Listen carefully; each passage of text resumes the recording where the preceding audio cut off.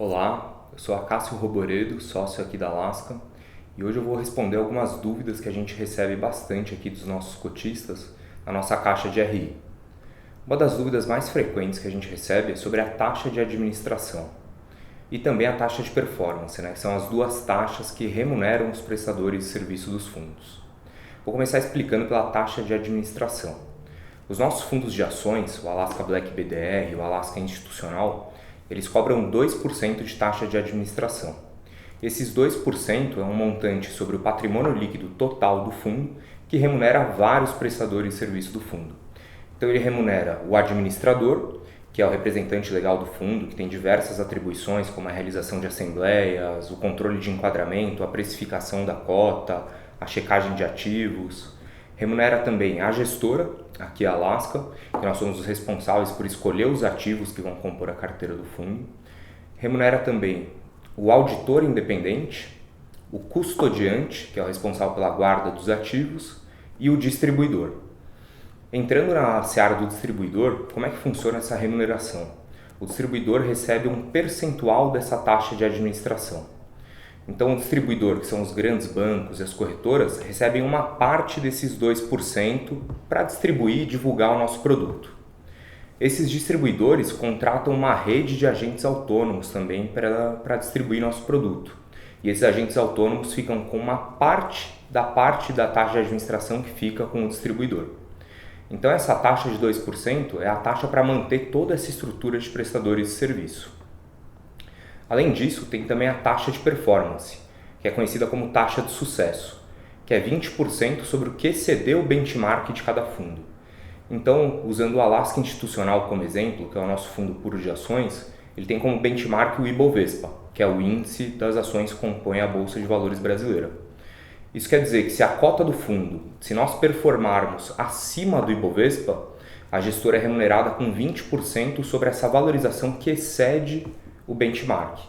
Só a título de exemplo, se o Ibovespa subir 10% e a cota do fundo subir 15%, a gestora é remunerada com esses 20% sobre os 5% de alfa do Ibovespa. Vale lembrar também que a rentabilidade divulgada já é líquida das taxas de administração e performance. Então, se você olhar em sites que tem ali a divulgação de rentabilidade ou até a lâmina dos nossos fundos, você vai ver a rentabilidade do fundo líquida dessas taxas. Uma segunda pergunta que a gente recebe bastante aqui é se há diferença para investir entre os diferentes distribuidores. Como eu falei antes, são os grandes bancos, as corretoras, e a resposta é que não há diferença para investir entre eles, porque hoje em dia os bancos e as corretoras não cobram taxa além da taxa de administração para você investir no fundo. Então a única taxa que você vai pagar e que todos os cotistas pagam são esses 2% de taxa de administração e os 20% de performance. E também não é possível investir diretamente aqui com a Alaska. Você tem que escolher um distribuidor que seja melhor para você, algum banco da sua preferência, sua corretora de preferência. E a gente deixa no nosso site também uma lista de todos os distribuidores parceiros que distribuem as nossas cotas. Uma outra dúvida muito frequente que a gente recebe também é sobre como funciona a regra de resgate dos fundos. Nos nossos fundos de ações, que eu falei que são o Alaska Institucional e o Alaska Black BDR, a regra de resgate é D+30 com 2 dias de liquidação. Isso significa que se você pedir o resgate hoje, daqui 30 dias ou no próximo dia útil subsequente, você vai saber qual vai ser o valor da sua cota de resgate. E o seu valor de resgate que você solicitou fica sujeito às variações de mercado e da flutuação da cota do fundo durante esses 30 dias.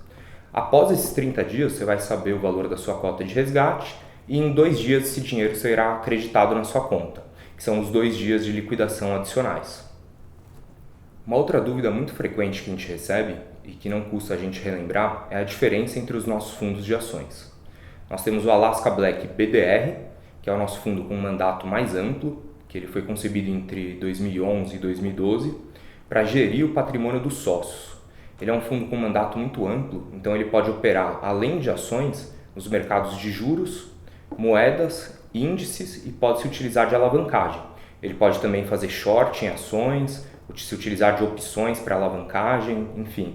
E BDRs também, que ele tem até BDR no nome. Caso a gestão entenda que o mercado brasileiro está caro e tem oportunidades melhores no exterior, ele pode comprar BDRs para ter exposição a empresas estrangeiras. A diferença do nosso fundo Alaska institucional é que ele é um fundo sem alavancagem e um fundo puro de ações. É o nosso veículo long only. O que isso significa? Que ele sempre estará no mínimo comprado em 67% do seu patrimônio em ações e apenas nessa ponta comprada. Então ele é um fundo muito mais fácil de comparar com o Ibovespa, por exemplo, que é um índice puro de ações. Esse fundo Alaska institucional, o regulamento dele tem algumas restrições, isso para poder receber recursos de investidores institucionais, sejam eles fundações, os municípios, outras gestoras que têm mandatos mais restritos. Enfim, é um fundo puro de ações, um fundo clássico de ações.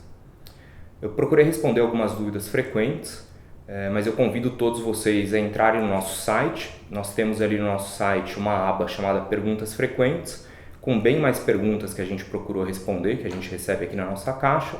E eu sugiro também que vocês se cadastrem no nosso mailing. No nosso mailing a gente divulga as cartas mensais, as cartas semestrais e os informativos diários, contendo as cotas dos fundos. Espero ter ajudado vocês. Muito obrigado.